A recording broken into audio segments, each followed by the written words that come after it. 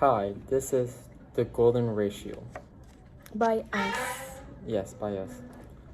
So, what is the golden ratio? The golden ratio is a lot of things, but it's considered like the golden number by a lot of people. So, it's usually represented by this theta, and the precise number is 1 plus root square of 5 divided by 2. And it usually uses a principle of the Fibonacci system, which is basically if you see this, you're gonna add the first one, add the second one, and then you're gonna use the word f and this one, and then you're gonna add it back with the result. So you're gonna take the one over here, put it right there, and take the result, which is 2, and put it at the beginning. And you're gonna keep doing that, and that's your Fibonacci system, which will have an effect on your golden ratio. Because let's take, for example, this is a different sort of variation of the golden ratio from decimal version to using the 1 plus divided by 1 plus 1 to the infinity, which you're going to have, which is also a representation of the golden ratio. But using the Fibonacci system, you could, for example, use a line. So let's say this is 1, and this will be 2. A plus b, which is 2 plus 1, will equal to 3. So you can use different ways using the Fibonacci system and different sort of variation to find different numbers using the golden ratio. Last but not least, the most important thing about the golden ratio, which is the most recognized, is the spiral, which is basically using small little squares. Instead of like saying 1 plus 1 equals 2 and then use it 2 plus 1 equals 3, you use square and use ratio. So, for example, you will use 1 plus 2 will equal to 3. And then you're going to use a 3 plus 2, which is going to be 5. And then you're going to use a 5 plus 3, which is equal to 8. And so on and so on. And you're basically using the square to help you guide yourself through to find the correct Fibonacci system. The history of the golden ratio. The golden ratio was considered by Plato to be the most bindable of all mathematical relationships, and the key to the physics of the cosmos in his views of the natural science and cosmology presented in his Timaeus.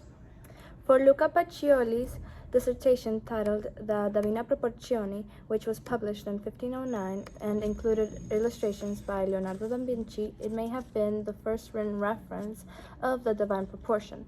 Leonardo da Vinci's drawing of the 5 Platonic solids are included in this book. In order to achieve balance and beauty, artists like painters and sculptors all used the golden ratio to create a sense of balance and beauty in their sculptures and paintings. For instance, Leonardo da Vinci used the golden ratio for his painting of the Last Supper.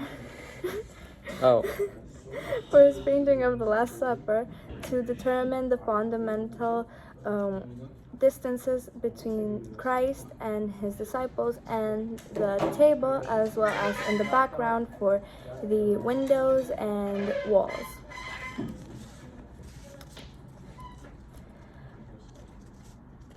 Martin Owen is thought to have been the first person to use the term golden to describe the golden ratio.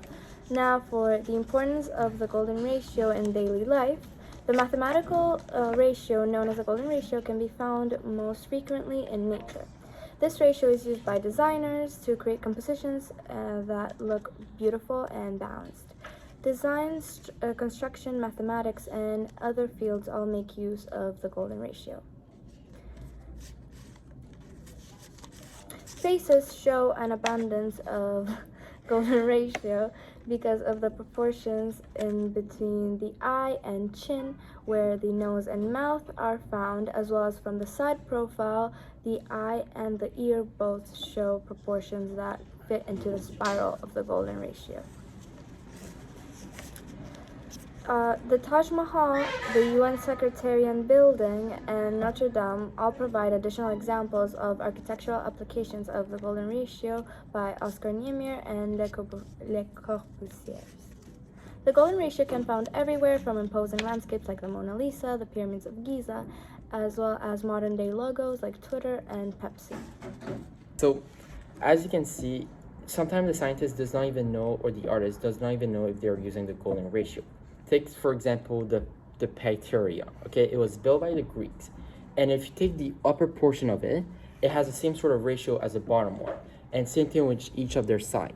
So at first, people thought they were their use of the golden ratio, but as scientists learn more and more about how the golden ratio may not have been known at that period of time, it may have just been accidentally put in existence. Another example of more modern media of using the golden ratio is in this picture, which the photograph made sure that the sun was straight in the upper side of the golden ratio, and that everything on the side, this side of it, had the same ratio as the other side, and that the sun was strictly right on top of the other ratio of make sure that by this line, the ratio will have been the same as this one. So there's just different ways of how the photographer makes sure of using the golden ratio to get the perfect image. Thank you.